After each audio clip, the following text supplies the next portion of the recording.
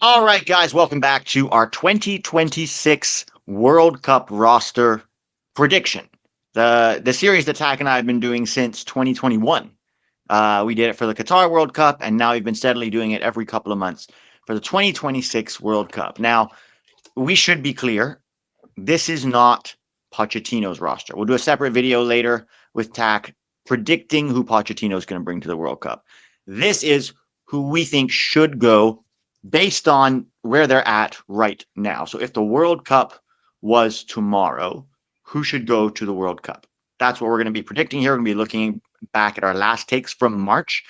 And so we have more data with the Gold Cup and everything going on. Although personally, I don't think Gold Cup data should figure in that much to who goes to a World Cup because it's completely different things. But we're going to look at who we selected back then and what changes there might be now. Obviously, with Tac or Filippo from Tactical Manager TV, that you guys should know if you're watching this channel.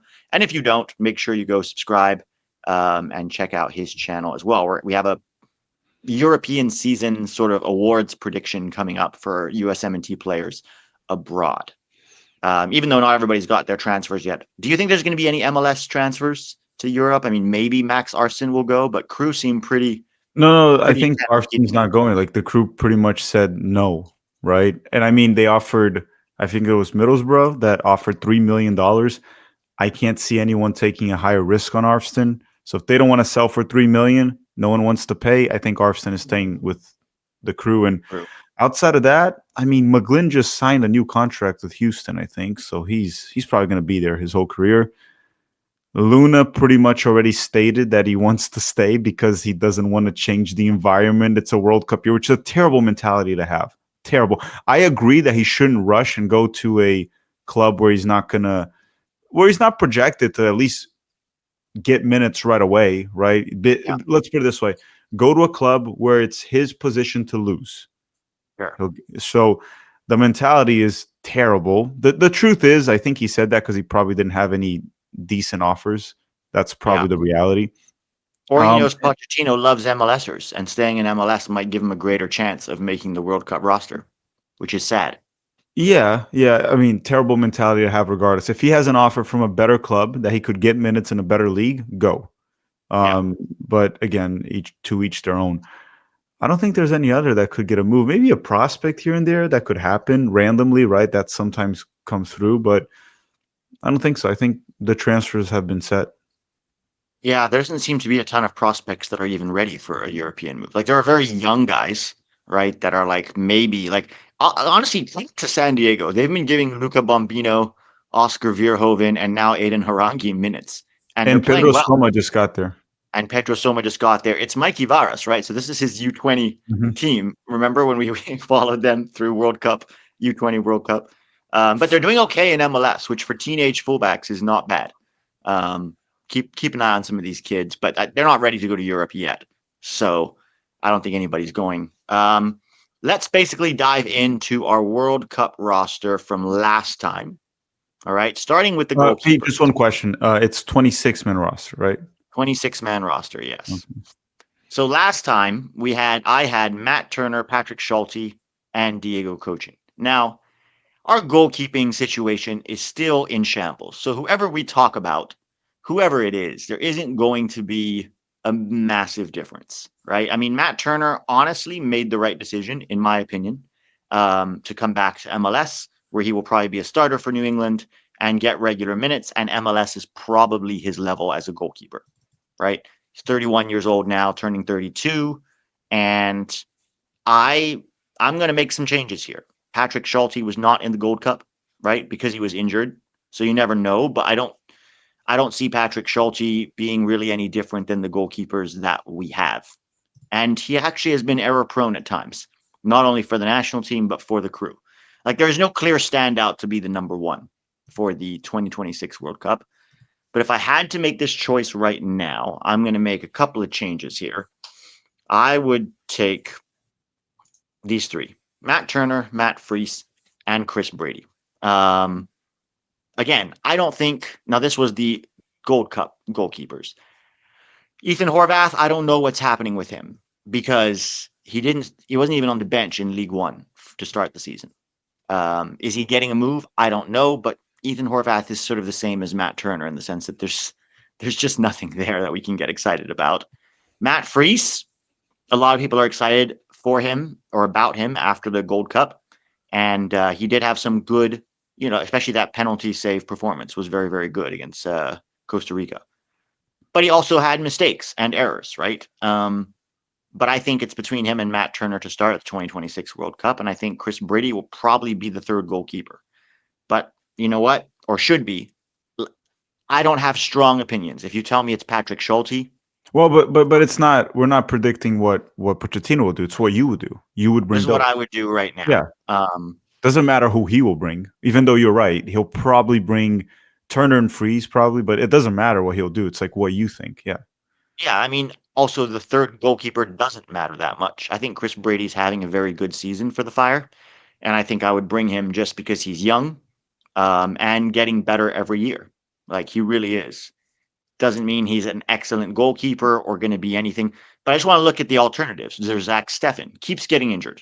Every camp he gets called in, all of a sudden he gets injured. I don't know what's going on with He's Zach also Steffen. not that good, regardless He's of what also people not say. that good. I would say Zach Steffen is probably on par with all these guys we talked about.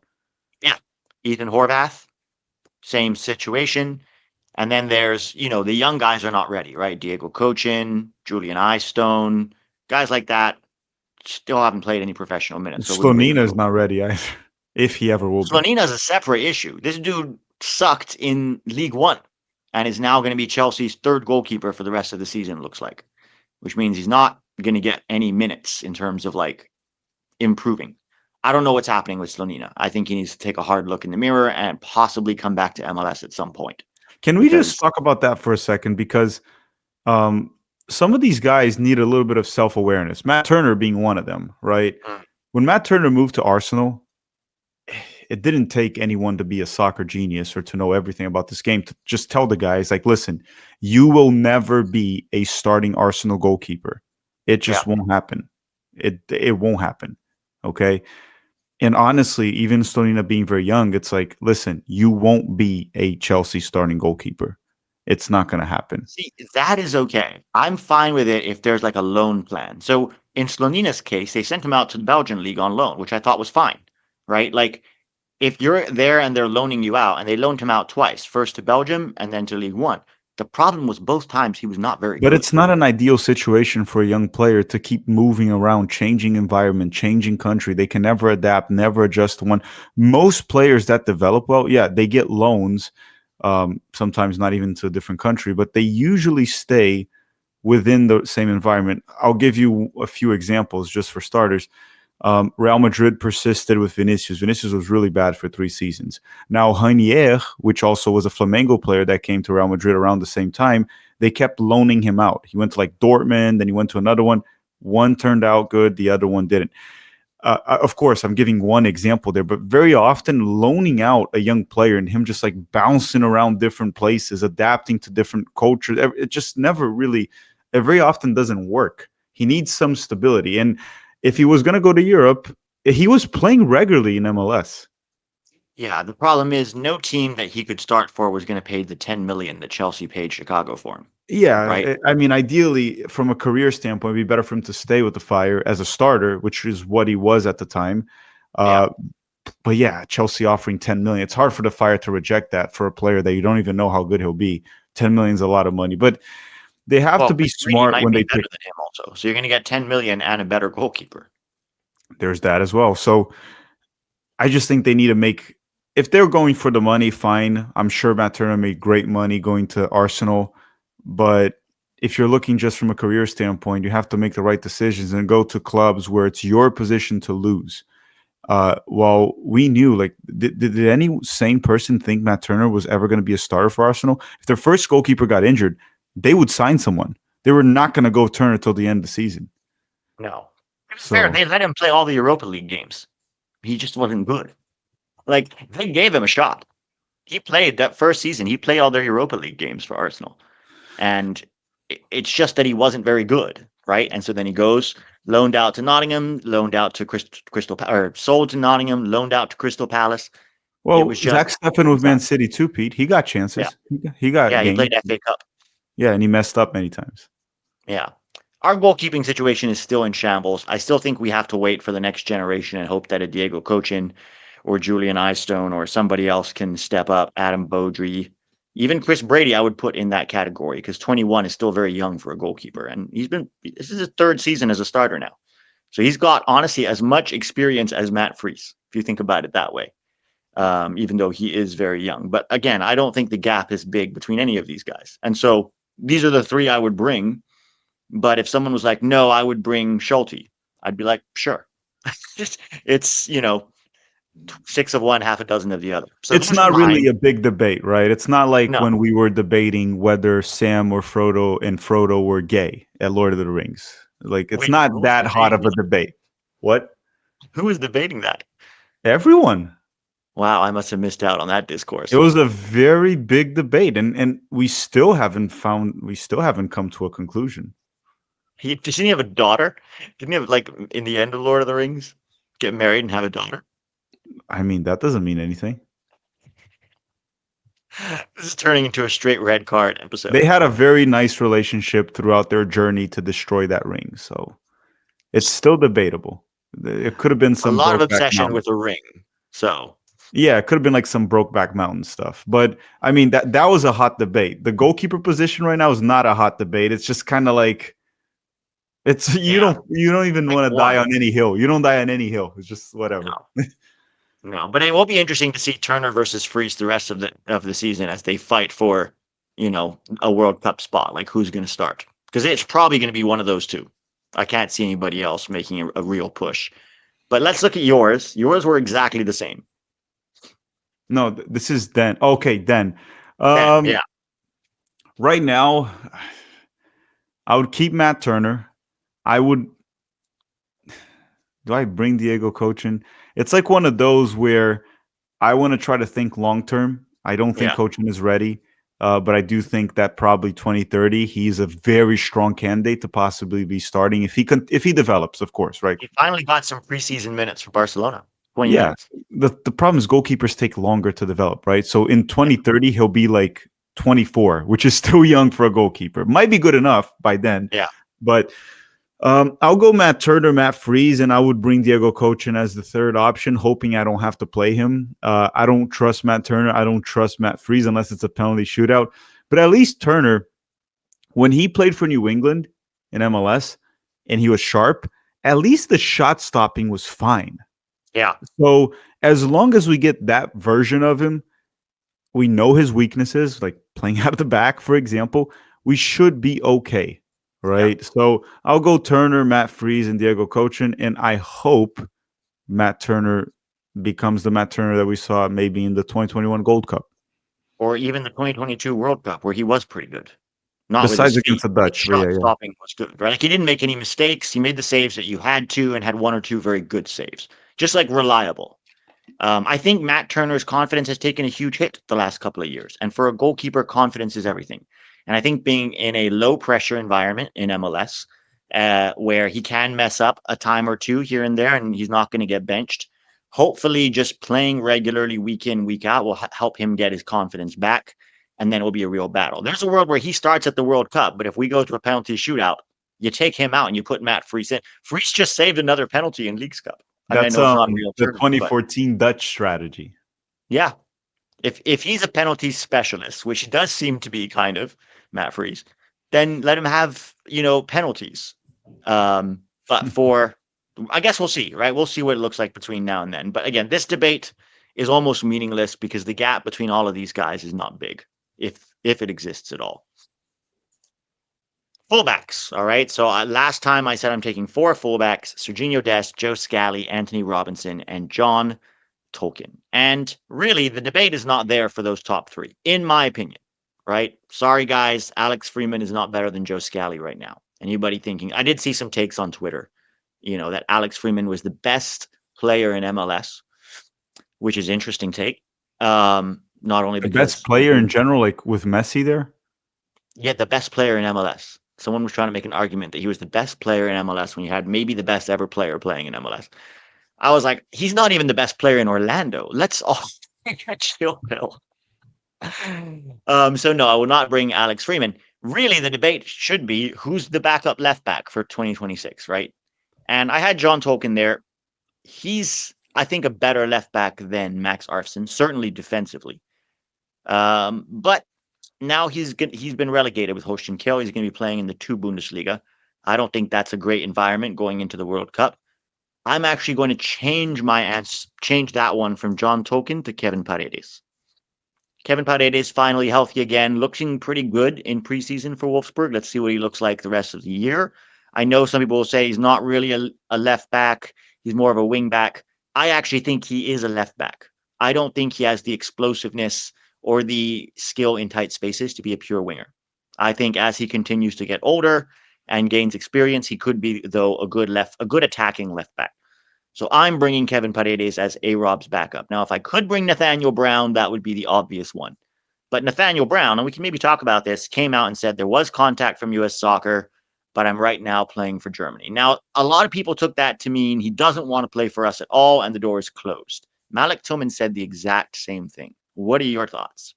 Well, I think he made it clear that he is Germany's to lose. If Germany calls him up, he's going with Germany. So we are only getting him if Germany snubs him. That's what I think. And also, when he talked about U.S. Soccer's contact, it Right. wasn't clear if it was the Pochettino era or Berhalter, because we know Berhalter did contact him. We know that. So there might have been no contact from U.S. Soccer since Berhalter has left.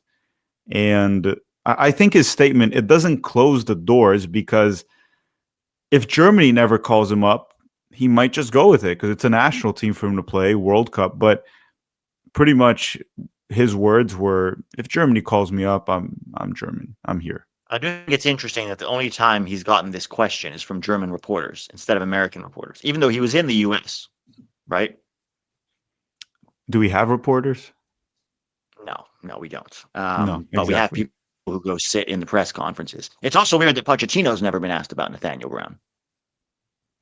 The straight red card hammers this one a lot. Like I don't the think whole that the people they were talking about that sit in press conferences, most of them might not even know Nathaniel Brown exists. yeah, that's possible. It's possible. So this is what I would do. Which again, like Christopher Lund now might be playing in the Bundesliga. Let's see how he does. I don't think he's a very good left back either. But again, it's sort of like the goalkeeper situation. I don't think there's a big gap between a lot of our left backs, our backup left backs, outside of Max Arson. Then there is a big gap, believe it or not, which crew fans may not love. You only had 3 fullbacks last time. Are you keeping that? Trying to remember why I did that. I think I'm gonna trust the reason why I did that. I just don't see any useful fullbacks. If I put Tolkien, I would not play him. I would play like McKennie or Weah as the fullback instead. I think that was my train of thought. It was like, do I bring a fourth one, which I will 100% absolutely not trust to play, or do I just put like a Tyler Adams, McKennie, or Weah, or Musa as a right back that I know at least they'll hold their own? So And then you I'm just gonna switch keep Dest those. over to left back. Yeah, if needed, put Dest and Scally can play. So Dest and Scally can play both. So that's probably what I would do. I would bring just 3. Yeah, Okay, so you're McKennie keeping can this play from left us. back too. He played for Juventus many times as a left back. Yeah, McKennie, Weah, Adams. Although I don't know if I would keep Adams or Musa. I think those are 3 guys from midfield that can play. That can play. Although I probably wouldn't move Weah from a wing position, but we'll talk about that when we get to that side of things. Now, center backs is where it becomes interesting. So these were my center backs back then: Mark McKenzie, Noahkai Banks, Tim Ream, Chris Richards, and Cameron Carter Vickers.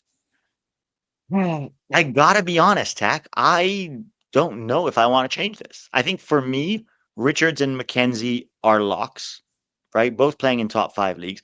Ream at this point is probably a roster lock, even if it's just for his experience.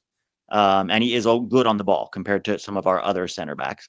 Noah Kai Banks, I still have there. I think he's going to get pretty significant minutes for Augsburg this season. So I think he should. If you're taking 5 center backs, I think I'd take Noah Kai Banks. Now, the 5th one is tough because your options are basically Cameron Carter Vickers, Austin Trusty, Miles Robinson, Walker Zimmerman, like Jackson Reagan, like guys like that. Jackson Reagan from Seattle, who some people are trying to put. I mean, there's also Henri Chase over at Stuttgart. Oh no, he just moved to Red Bull Salzburg. So it'd be interesting to see what kind of a season he has there. They're in the Champions League, no?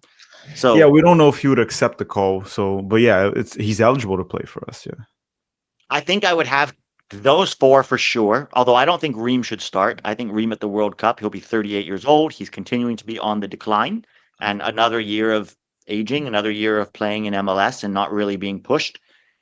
The weird thing about Ream is that Charlotte fans aren't even that apparently he hasn't been playing so well for Charlotte. But at least for the in the Gold Cup for the national team, he was generally okay, right? Like wasn't a bunch of huge mistakes. So it's a weird one. I think I'd have him as the fifth center back just for the experience and the calmness, and he does seem to be more of a group guy, and also just because we don't have a ton of other options. But the fifth one, if you said I'd take Austin Trusty over Cameron Carter-Vickers, I'd be like, sure. Now, if you said Miles Robinson or Walker Zimmerman, I'd say no. But that fifth spot is probably between those two for me.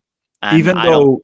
though one thing must be said in the Scottish league, for whatever that's worth, Carter Vickers has done better for more years than Trusty. So Sure. I just don't think there's a big gap between them at all. We'll see how they both no, do this but there might season. be a slight gap. Who knows? I think Carter Vickers might be better on the ball. Yeah, I honestly those two Carter Vickers. There were good moments with him also in the Champions League. There were terrible moments. Before the national team, he's looked pretty bad for the most part. Even though in the World Cup, when he played, I think he started against Iran that game, and he actually looked good that game. I even thought he was going to start against the Dutch because he looked better than Walker Zimmerman at the time. But I need to see. I need to see who did I. I think I might have picked something very similar, if not the same. Yeah, so I'm not going to change this. I'm just going to keep this for now, and it might change throughout the season. But also in MLS, what upcoming center backs are there in MLS? Let's say take Miles and Walker out of the equation for now. I mean, there's some very young kids that are starting to break through, like Ian James over at Sporting Kansas, or the center back from Chicago, who's like 16 years old, whose name I forget right now. Christopher Cups. And then Nashville's giving a kid some minutes. They're like teenage center backs, What's so the up with quick. Josh Winder in Benfica B or Benfica? He was in Sure. the Club World Cup roster, for example. Like, what's up with Yeah, him? didn't play. Don't think he's going to play that much for Benfica this season, right? Somebody might try to make an argument for, no, I'm sorry. What's his name? Brendan, playing for Montreal now. How did I just Brendan. forget his name? Well, Jalen Neal is there and Brendan Craig. Jalen Neal is there, but Montreal like the worst defensive record in the league. Brandon from the under 20 World Cup, the guy that was could Brendan take the Craig. free kick. Brendan Craig. Craig, thank you, Brandon Craig. He is starting for Montreal, but he's very slow. He's very good on the ball, but very, very slow. So I don't really see anybody now that I'm like, this could be your guy that could come through MLS and it's not great. But let's see yours. So I'm not making any changes. You had exactly the same. I had the same. Let me see. No, this is yours. Pete center Oh, backs these now. are mine now. That's right. These were yours. Hey, it's the same. It's the same because there's not a ton of options, really. Yeah, I mean, I'm not gonna talk too much about this. It's the same logic. I think Noahkai Banks. It's not just potential. I think he can already possibly contribute to a certain extent. I would be a little skeptical of playing him in a World Cup because Sure. so Or at least young starting him. but he did play a little bit in the Bundesliga, looked fine for the most part last season, and hopefully this year looks even better. And I mean, Portugal did start a 18-year-old center back in the World Cup, and the guy was good enough and he held his own. I'm not comparing Nokai Banks to Antonio Silva, but you guys get the point. Yeah. Yeah, I think I would have to go with these because, like you said, the options after that are Austin Trusty and Benfica B, Josh Winder, Walker Zimmerman, Miles Robinson, Jackson Reagan, and then a bunch of unproven prospects. So actually, Josh Winder is an unproven prospect. So I'll just keep those five. I don't think I have much more to add here. Yeah. It's a situation where there's not really any young center backs coming through that we're very excited about outside of Noahkai Banks. Midfielders. Malik Tillman, Tyler Adams, Weston McKennie, Johnny Cardoso, and Brendan Aronson were there in the midfield. But I also had Gio Reyna and Gianluca Busio in that midfield. So I made two changes. I changed Gio Reyna for Yunus Musa. Yunus Musa was there as a winger last time because that's how Poch was using him. And I took out Gianluca Busio for Paxton Aronson. Now, the reason I don't bring Gio, there's a caveat that comes with Gio. Gio, if he stays at Dortmund, which right now, as of this recording, he's still with Dortmund. So if he stays at Dortmund this year, I see the same situation as last year, where he's playing 10 minutes from time to time and not really doing anything. Then you don't bring him to the World Cup. And so I would bring Musa and Paxton. Well, Although just Musa, one thing, just to remind, this episode is if the World Cup was right now, and right yeah, now he's a Dortmund player. We're not predicting the end. Right now, he yeah, doesn't make the roster. right. That could change in future videos if he gets that move to Parma and does well. But right now, this is the 7 midfielders that I bring. You have Johnny and Adams, more defensive, right? You have your 8s, McKennie and Musa, and then you have your 10s, which would be Tillman, Aronson, and Brendan. But Paxton can play as an 8, Brendan can play as an 8. Both of them can also play on the wing, so can Yunus Musa. This is what we have right now. Some guys that miss out: Tanner Tessman, Aiden Morris, obviously Gio Reyna. But right now, if I'm going to a World Cup, this is the 7 that I bring. Let me see mine. 1, 2, 3, 4, 5, 6. So I have 8 because I probably only had 3 fullbacks. Yeah. If the World Cup was today, right now, I would remove Gio Reyna, I would remove Gianluca Busio, and I would remove Leonard Maloney. Maloney, there's a few good things about him. There's a lot of bad things, like on the ball, and he's also not really playing ever since he left Heidenheim.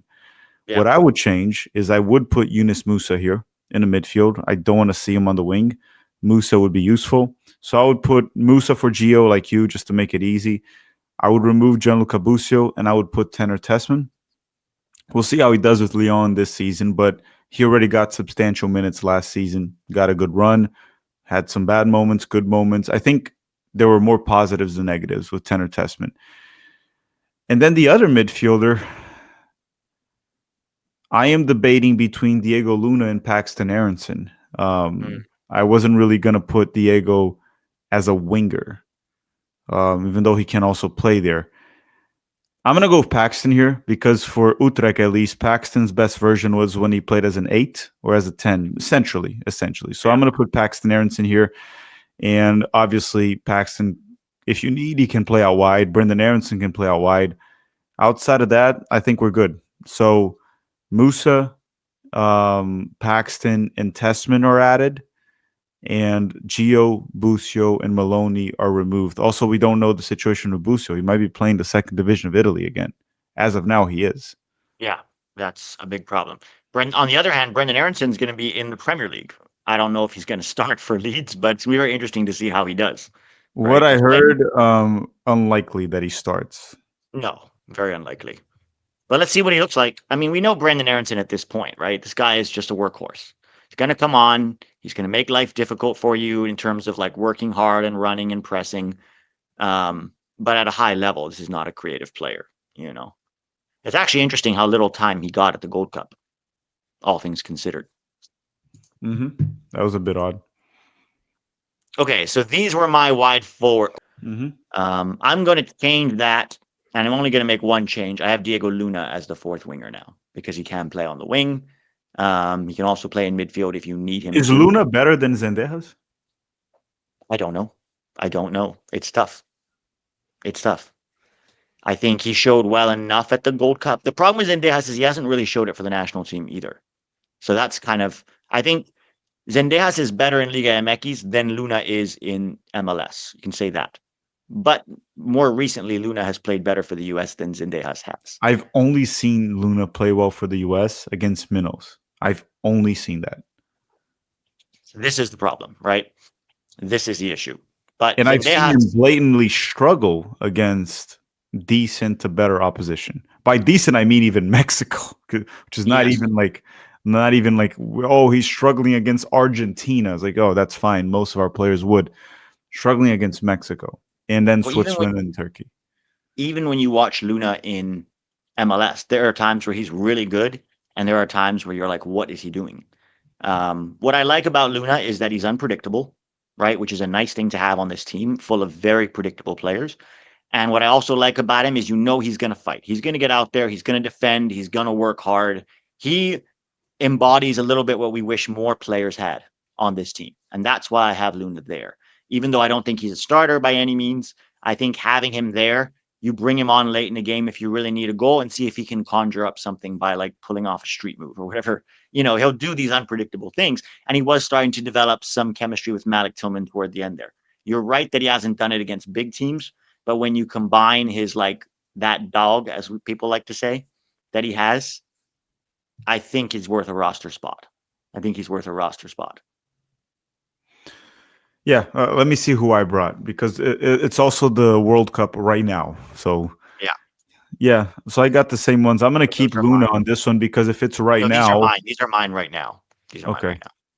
These were yours. okay. So I already put Musa on the midfielder, so I'll just replace him with Luna. There's not much of a debate there. I don't know. Like the other option is literally Zendejas. Or Yao, Griffin, yes. Like, I wouldn't there's put not. Yao ahead of Zendejas or Luna. And then Luna, I think, based on his grind and fight for the team and the fact that he's looked good at least against the minnows and against the better opposition, he struggled. But to be fair, the games he struggled, most players struggled as well. So I'll put Luna there. I have Christian Pulisic, Weah, Haji Wright, and Diego Luna. I'm trying to really think if there's any other options I right mean, now. if Right? Cole Campbell, right now, no. No, Cole There Campbell could can't be. be an option right now. We haven't seen him No. play in the We have to Bundesliga see how he at looks all, if pretty he makes a much. Yeah. move.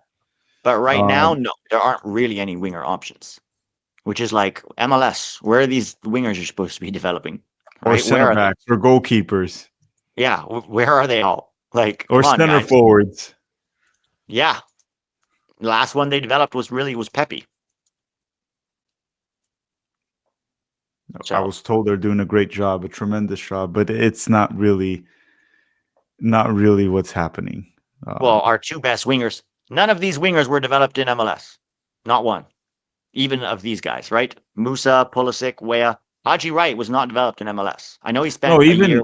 even Luna. He came to MLS young, but he was in USL originally. That's where he Right. started. Locomotive. I think MLS played a role in Luna's development, but you Yes. can't say he was developed in MLS. They played a No. role for sure. No. Haji Wright was in Galaxy's academy for a while, but then ended up going and playing in the old Schalke. NASL, and then from there went to Europe, went to Schalke, bounced around. So yeah, it's a sad situation where MLS can't develop any wingers. You have 30 teams, and not one of them can develop a good winger. All right. Now the forwards then, to me, are the forwards now. It's still Balogun, Pepe, and Sargent for me. With one caveat. I mean, right now, I would still take Josh Sargent as that third striker. And I know what some people are going to say in the comments. Sargent is ass. He doesn't score for the national team. He doesn't play well for the national team. And my response to that is correct. But who's the third striker option? If you're going to bring three, who would you take? I'm sorry, Sargent is still miles ahead of Patrick Agyemang. And if Sargent had played the Gold Cup or, Camp Cupcake, he would have as many goals as Agyemang at least, if not more, right? So what are the other options? I think over the course of this season, I'm very curious to see how Damian Downs looks for Southampton. Um, but I think he's really the only striker right now that could challenge Josh Sargent. Some people might say Daryl DK. I don't really see it DK's with injured DK. again.